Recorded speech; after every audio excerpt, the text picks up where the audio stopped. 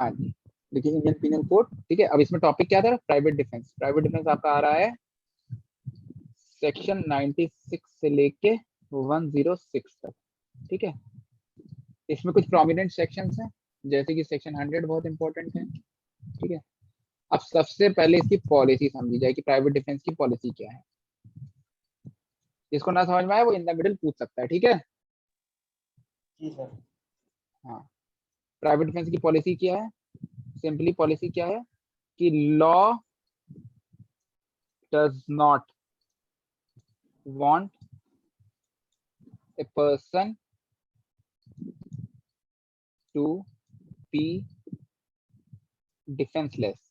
defenseless when he or she faces imminent danger, ठीक है। अगर इमिनेंट डेंजर की कोई सिचुएशन आती है तो उस समय लॉ ये कहता है कि अचानक आपके ऊपर थ्रेट आया है, तो लॉ ये कहता है कि आपके पास कुछ होना चाहिए, ठीक है।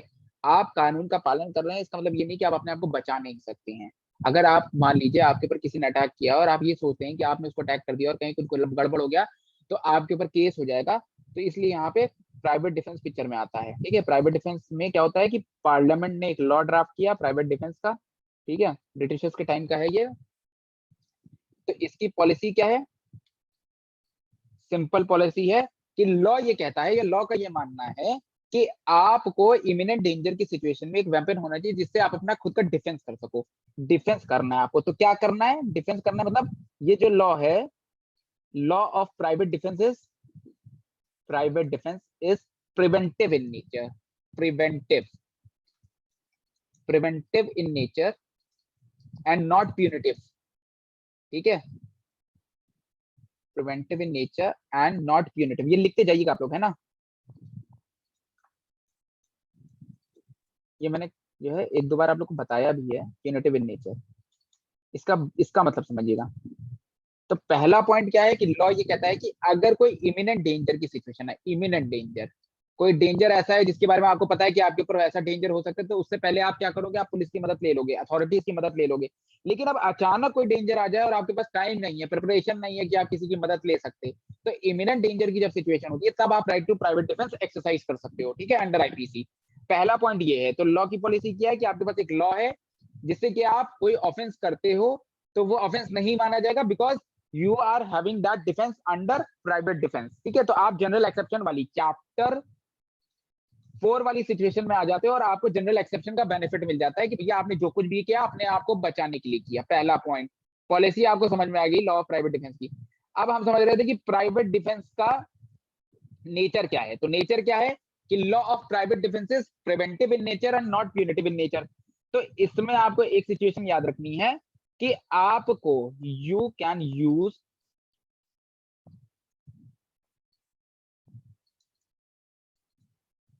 only that much of force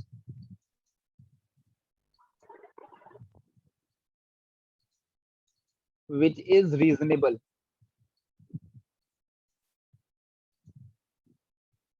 ठीक है, in order to protect one self from danger, from imminent threat, imminent danger।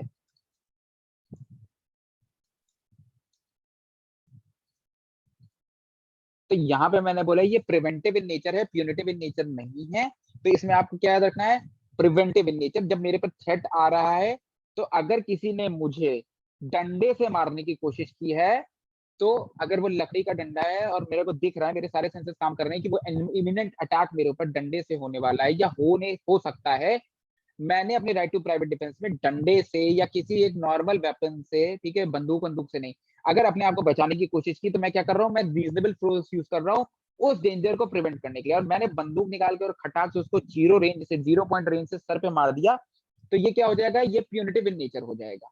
तो पहली चीज आपको ये याद रखनी है कि आप जो भी फोर्स यूज करोगे अपने डिफेंस के लिए, वो एक रीजनेबल फोर्स होना चाहिए। कोई जैकेट टाइप फॉर्मूला नहीं है हमारे पास कि रीजनेबल फोर्स क्या होता है या रीजनेबल फोर्स कैसे हम डिटरमाइन करेंगे। रीजनेबल फोर्स आप यूज कर रहे थे प्राइवेट डिफेंस के केस में, तो वो रीजनेबल फोर्स कोर्ट डिसाइड करता है, कि आपने रीजनेबल फोर्स डिसाइड किया, आपने रीजनेबल फोर्स यूज किया है कि नहीं किया है प्रिवेंट करने के लिए डेंजर को, और उसमें मान लीजिए कोई घटना हो जाती है, दुर्घटना हो जाती है और सामने वाला मर जाता है, मतलब आप अपना प्राइवेट डिफेंस एक्सरसाइज करते हैं, सामने वाला मर गया, तो फिर कोर्ट डिसाइड करेगा सर्कमस्टांसेस ऑफ द केस के बेसिस पे।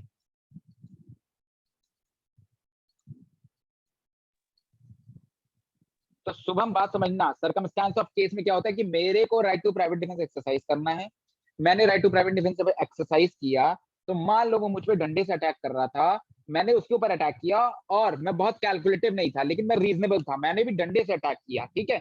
जब मैंने डंडे से उसके ऊपर अटैक किया, अटैक इन द सेंस मैंने अपने को बचाने के लिए, डिफेंड करने के लिए प्राइवेट डिफेंस अपना एक्सरसाइज किया, तो वो किसी वाइटल पार्ट पे लग गया और उसको एक ग्रीवियस हर्ट हो गई, एंड लेटर ऑन ही और she died because of that injury.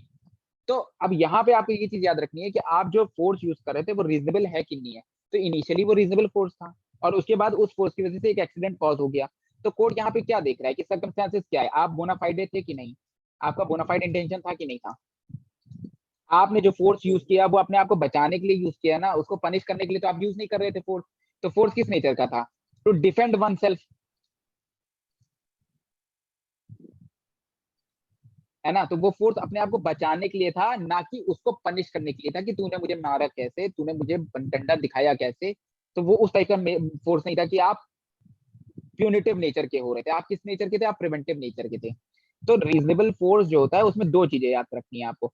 Generally अगर आपको कोई डंडे से मार रहा है, लकड़ी के डंडे से, प्लास्टिक के डंडे से, या आपको कोई परेशान कर रहा है नॉर्मली, और आपको पता है कि इसका कोई बहुत बड़ा इम्पैक्ट नहीं होना है, ठीक है, कोई बहुत बड़ा क्राइम नहीं हो जाएगा मेरे साथ, कोई मुझे ग्रीवियस हर्ट या डेथ नहीं कॉज करने वाला है, ठीक है, और आपने क्या किया, आपने उसको बंदूक से मार दिया, ठीक है, आपने बंदूक उसके पैर पे चला दी, सर पे चला दी, कंधे पे चला दी, तो आप रीजनेबल फोर्स नहीं यूज कर रहे हो, ठीक है। तो रीजनेबल फोर्स प्राइमा फेसाई देखा जाएगा, और उसके बाद circumstances of the court case के बेसिस पे कोर्ट एनालाइज करेगा कि मान लीजिए आप एक रीजनेबल फोर्स यूज कर रहे थे और उसमें कोई एक्सीडेंट हो जाता है, तो कोर्ट एनालाइज करेगा क्या सर्कमस्टेंसेस ऐसे थे कि वो फेस फोर्स आपने जो यूज किया अपने आप को बचाने के लिए वो इतना कैलकुलेटिव नहीं था और एक मिस हैपनिंग हो गई, ठीक है। तो वो कोर्ट लेटर ऑन डिसाइड करेगा। तो अब मैंने बोला प्रिवेंटिव इन नेचर,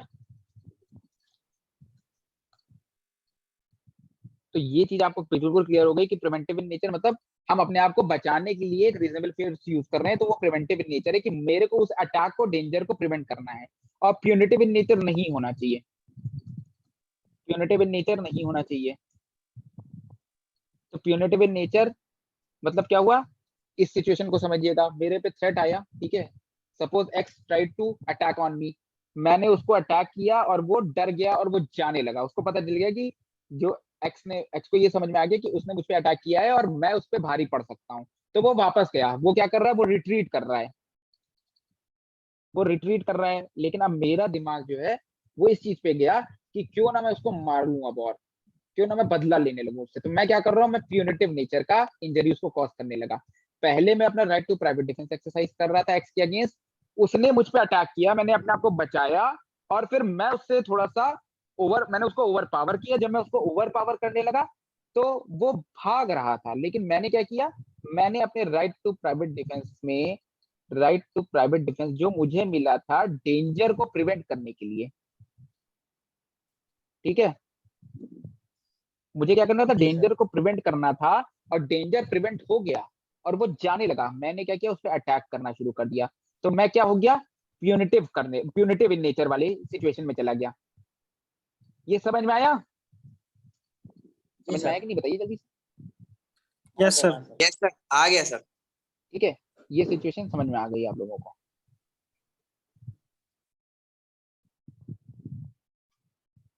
किसी को कोई क्वेश्चन पूछना है इस पर्टिकुलर कॉन्सेप्ट पे, कोई भी क्वेश्चन पूछना हो। रीजनेबल फोर्स जो है वो क्वेश्चन ऑफ फैक्ट है। देखो रीजनेबल फोर्स जो है, बिल्कुल रीजनेबल फोर्स जो होगा वो क्वेश्चन ऑफ फैक्ट होगा, ठीक है, क्योंकि क्या है, वो सर्कमस्टांसेस पे डिपेंड करता है ना, अलग अलग सर्कमस्टांसेस पे। तो क्वेश्चन ऑफ फैक्ट होगा 99%। अगर लॉ में आपसे पूछा जाएगा तो रीजनेबल फोर्स क्या है कहीं पे भी, या रीजनेबल प्रूडेंस क्या है, कहीं पे भी रीजनेबल वर्ड यूज हो रहा है, तो आप हमेशा याद रखेंगे this is one of the, ये क्वेश्चन ऑफ फैक्ट और लॉ दोनों हो सकता है, लेकिन generally it is a question of fact, क्योंकि वो सर्कमस्टांसेस के हिसाब से डिसाइड होता है, ठीक है। तो कॉन्ट्रैक्ट में भी रीजनेबल टाइम यूज होता है वर्ड, ठीक है, तो वहां पे भी क्वेश्चन ऑफ फैक्ट ही होता है ये। तो रीजनेबल फोर्स मैंने इस सिचुएशन में प्राइवेट डिफेंस में आपको दो तरीके से समझाने की कोशिश की। पहली चीज, आप अपने आप को बचाने के लिए सामने वाले को जब अटैक कर रहे हो तो आप पूरे रीजनेबल तरीके से अटैक कर रहे हो, बोनाफाइड इंटेंशन से अटैक कर रहे हो, अपने आप को बचाने की नीयत से, ठीक है। उस बचाने में अगर कोई दुर्घटना हो जाती है तो कोर्ट फिर एनालाइज करेगा कि आपका जो फोर्स था वो रीजनेबल था कि नहीं था। अगर वो फोर्स रीजनेबल था, एक बहुत साइंटिफिकली कैलकुलेटेड फोर्स नहीं था लेकिन फिर भी ऑलमोस्ट रीजनेबल फोर्स था, तो कोर्ट आपको प्राइवेट डिफेंस अवेल करा देगा। जब हम प्राइवेट डिफेंस पढ़ते हैं तो हम एक जो आपका मर्डर वाला सेक्शन में 302 के मतलब जब 300 पढ़ोगे आप डेफिनेशन क्लॉज तो उससे एक्सप्लेनेशन एक्सेप्शन 2 में जब जाओगे आप तो वहां पे प्राइवेट डिफेंस की बात की गई है, ठीक है, प्राइवेट डिफेंस की बात की गई है। तो जब 300 के एक्सेप्शन 2 को आप पढ़ोगे, जल्दी से एक बार आप लोग चाहो जल्दी से बेरैक में खोल लो।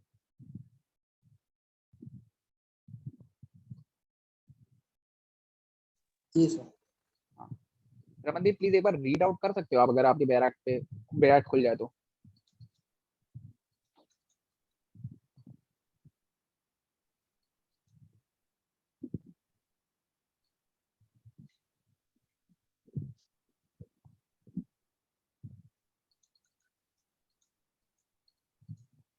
विश्वनाथ प्रताप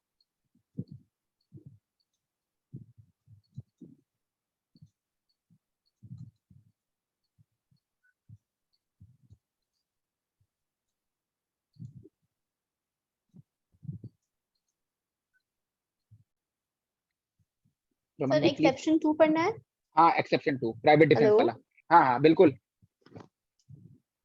एक्सेप्शन 2। हाँ पढ़िए पढ़िए Section पढ़िए। 2, culpable homicide is not murder if the offender, in the exercise of good faith of the right of private defense of person or property, exceeds the power given to him by law and causes the death of the person against whom he is exercising such right of defense without premeditation and without any intention of doing more harm than is necessary for the purpose of such defense. हाँ तो इस case में क्या, इस situation में क्या हो रहा है, ये कह रहे हैं कि कल्पेबल होमिसाइड मर्डर नहीं हो रहा है। क्यों नहीं हो रहा है? कल्पेबल होमिसाइड को इन्होंने मर्डर की सिचुएशन में नहीं डाला क्योंकि वो एक्सेप्शन 2 की सिचुएशन थी। एक्सेप्शन 2 की सिचुएशन क्या कहती है कि आप अपना right to private defence exercise कर रहे थे। राइट टू प्राइवेट डिफेंस में आपकी वजह से किसी की जान चली जाती है, ठीक है, और वो जो फोर्स आपने यूज किया वो इतना कैलकुलेटेड नहीं था कि उसकी जान जा रही है कि नहीं जा रही है आप इतना कैलकुलेशन कर पाते, क्योंकि आप उस पैनिकिंग स्टेट ऑफ माइंड में थे, उसकी जान चली जाती है। तो जो ऑफेंस आपका मर्डर का हो सकता था, क्योंकि एक्सेप्शन 2 की सिचुएशन में आता है, मतलब प्राइवेट डिफेंस से रिलेट हो रहा है ये पॉइंट, तो वहां पे आपको मर्डर की बजाय कल्पेबल होमिसाइड के लिए लायबल किया जाएगा। अब बात समझिएगा, केस से समझने की कोशिश करिए इसको। विश्वनाथ प्रताप सिंह का केस था, ठीक है, ये केस मैंने एक बार बताया था आप लोगों को। गंडासा वाला एग्जाम्पल था कि भैया एक हस्बैंड वाइफ थे, हस्बैंड जो है वाइफ पे क्रुएलिटी एक्सरसाइज करता था, वो अपने घर चली गई वापस, ठीक है। जब वो अपने घर गई तो हस्बैंड उससे मिलने आया। इन द मीनवाइल जब वो मिलने आया तो उसके हस्बैंड के वाइफ के जो फादर थे और ब्रदर्स थे, ठीक है, उन्होंने देखा कि उन दोनों के बीच में कुछ लड़ाई हुई और जो हस्बैंड है वो अपनी बीवी को घसीटते हुए लेके जा रहा था वहां से। जब वो घसीटते हुए लेके जा रहा था तो बात समझना, ब्रदर और फादर जो थे उसके, उनके दिमाग में क्या था कि ये अबेटमेंट, ये क्या कर रहा है, ये फोर्स यूज कर रहा है, ठीक है, उसके अगेंस्ट फोर्स यूज कर रहा है। तो उनको ये था कि ये कुछ गलत कर सकता है, उसके अगेंस्ट क्रुएलिटी एक्सरसाइज कर रहा है, या इनको डर लग गया कि कहीं ऐसा तो नहीं वो खींच के ले जा रहा है, कुछ मार वार दे उसको। तो इनके दिमाग में ये एप्रीहेंशन आया और फादर ने इंस्टिगेट किया ब्रदर को लड़की के, और ब्रदर ने उठाया गंडासा और अपने जीजा को मार दिया, ठीक है। तो यहाँ पे जो ब्रदर है, ब्रदर ने डिफेंस लिया कि मैं जो भी कर रहा था मैं अपने सिस्टर के प्राइवेट डिफेंस के लिए कर रहा था, ठीक है। और आपको ये बात पता है कि हम प्राइवेट डिफेंस अपने को या अपने किसी संबंधित व्यक्ति को, द पर्सन इन हुम ही और शी इज इंटरेस्टेड, उसको बचाने के लिए यूज कर सकते हैं। उसी तरह अपनी प्रॉपर्टी को या संबंधित व्यक्ति की प्रॉपर्टी को बचाने के लिए प्राइवेट डिफेंस यूज कर सकते हैं। तो ब्रदर ने क्या डिफेंस लिया कि मेरा केस प्राइवेट डिफेंस में आना चाहिए क्योंकि मैंने जो भी किया अपनी बहन को बचाने के लिए किया। एंटीसीडेंट्स ऐसे थे कि हमें लगा कि वो जीजा कुछ गलत करने जा रहा है मेरी बहन के साथ, ठीक है, वो उसको मार सकता है, या हमको वो एप्रीहेंशन हुआ और हमने उस वजह से प्राइवेट डिफेंस अपनी बहन को बचाने के लिए यूज किया और हमने गंडासा मार दिया। और इतना कैलकुलेशन नहीं था कि हमने गंडासा जाके कहाँ लगेगा, वो उसके बॉडी के वाइटल पार्ट पे लग गया जीजा के, एंड ही डाइड, तो वो मर गया। तो अब यहाँ पे एक्चुअली मर्डर होना चाहिए कि कल्पेबल होमोसाइड होना चाहिए। तो इसमें इस केस के फैक्ट के हिसाब से ब्रदर को एक डिफेंस का मतलब समझिए उसका केस आ गया एक्सेप्शन 2 में, और कल्पेबल होमोसाइड में वो केस आ गया, ना कि मर्डर में ट्राई किया गया उसको। तो कल्पेबल होमोसाइड में क्या हुआ, सजा कम हो गई। लेकिन जब ये रूलिंग सुप्रीम कोर्ट ने दी तो सुप्रीम कोर्ट ने बोला कि ये जो भी हमने दिया है ये रूलिंग प्रेसिडेंट की तरह यूज नहीं की जाएगी। It does not have a precedence, ठीक है, प्रेसिडेंशियल वैल्यू पहली चीज। और जो भी जब भी हम इस चीज को यूज करते हैं प्राइवेट डिफेंस को, तो अलग अलग सर्कमस्टांसेस में अलग अलग सिचुएशन में अलग अलग जजमेंट डिफर कर सकते हैं। मेरा जजमेंट जो है वो प्रेसिडेंट की तरह ना देखा जाए, ठीक है। तो कोर्ट ने अपने हिसाब से मर्डर की जगह कल्पेबल होमोसाइड के लिए ब्रदर को रिस्पॉन्सिबल करा था, ठीक है। जबकि वो गंडासा उसने उठा के मारा था और वो मर गया था जीजा, ठीक है। तो एक्सेप्शन 2 से उन्होंने रिलेट किया था। तो ये जो रीजनेबल वाला क्वेश्चन था ना सौरभ का, इसमें मैं बता रहा हूँ कि रीजनेबल फोर्स था कि नहीं था, ठीक है। वो प्रिवेंटिव नेचर का था कि प्यूनिटिव नेचर का था, ये सब कोर्ट जो है सर्कमस्टांसेस और फैक्ट्स को देख के डिसाइड कर रहा है, ठीक है। अब सेक्शन 96 है हमारा, यहां से शुरू होता है, ठीक है। सेक्शन 96 क्या है, सिंपल डिक्लेरेटरी प्रोविजन है, ठीक है। हमारे पास एक राइट टू प्राइवेट डिफेंस है, ठीक है। Things done in private defence, तो जो भी चीज हम प्राइवेट डिफेंस के रूप में करते हैं माना जाएगा कि वो चैप्टर 4 में आती है। हमारा केस एक्सेप्शन में आ जाएगा, और जब किसी का केस एक्सेप्शन में आ जाता है, शिवानी समझ में आ रहा है ना, जब किसी का केस एक्सेप्शन में आ जाता है, ठीक है, एक्सेप्शन में आ जाता है मतलब चैप्टर 4 में आ जाता है, तो माना जाता है कि वो क्राइम उसने किया है। लेकिन क्योंकि उसका केस 76 से लेके 106 की सिचुएशन में आ जाता है, तो उसको एग्जाम्पशन मिल जाता है और माना जाता है कि he has done no crime, no crime वाली सिचुएशन में वो आ जाता है, ठीक है। तो ये एक फैक्ट है, आपको याद रखना है हमेशा कि आप 96 को कैसे एग्जाम में लिख के आते हैं, ठीक है, इस पर्टिकुलर पॉइंट को। फिर उसके बाद सेक्शन 97 पे आते हैं जब हम, तो 97 ये पॉलिसी आपको समझ में आ गई, नेचर समझ में आ गया कि प्राइवेट डिफेंस का नेचर क्या है, ठीक है। अब सेक्शन 97 पे आते हैं, तो सेक्शन 97 क्या है, वो डिक्लेयर कर रहा है कि प्राइवेट डिफेंस दो चीजों के लिए मिलता है आपको, राइट टू प्राइवेट डिफेंस दो चीजों के लिए। पहली चीज है आप अपने को बचाने के लिए, मतलब बॉडी को बचाने के लिए हो सकता है, और दूसरा हो सकता है प्रॉपर्टी को बचाने के लिए। अब बॉडी अपनी, ठीक है,